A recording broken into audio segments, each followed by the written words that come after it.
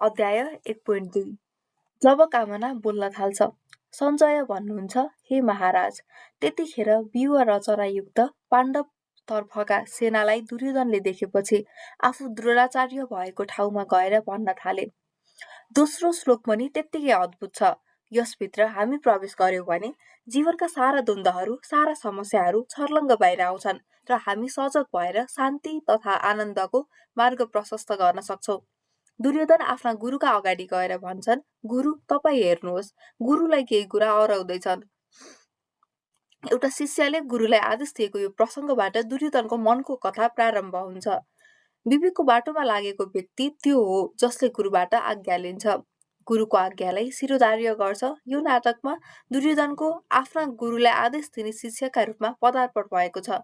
हताश मनस्थिति भएको हिंताबोधले ग्रसित व्यक्तिले आफ्नो कुरा केही पनि देख्दैन, उसले खाली परको कुरा मात्रै देख्छ।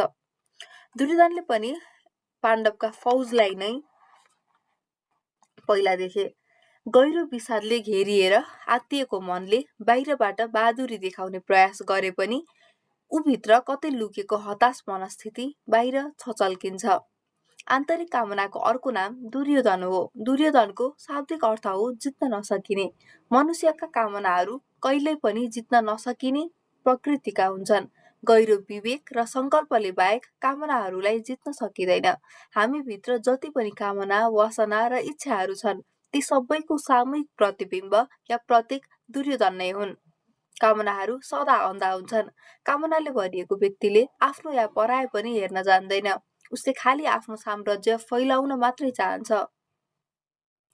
सत्यको मार्गबाट होस् या असत्यको मार्गबाट, न्यायबाट होस् या अन्यायबाट, शुभ आचारबाट होस् या अत्याचारबाट, उसले आफ्नो राज्यलाई फैलाउने, आफ्नो कामनालाई भर्ने र कामनाको विकास गर्ने बाहेक केही पनि गर्दैन। आन्तरिक अन्धोपनको प्रतीकका रूपमा हामी दुर्योधनलाई महाभारतमा देख्न सक्छौं। यी कामनाबाट नै मनुष्यका सारा समस्याहरू सुरु हुन्छन्। हामीले पनि आफूभित्र हेर्यौं भने दुर्योधन प्रवृत्तिले नै हामीलाई आजको अवस्थामा ल्याइ पुर्याएको हुनुपर्दछ। मन नै मानिसको मित्र हो र शत्रु पनि हो।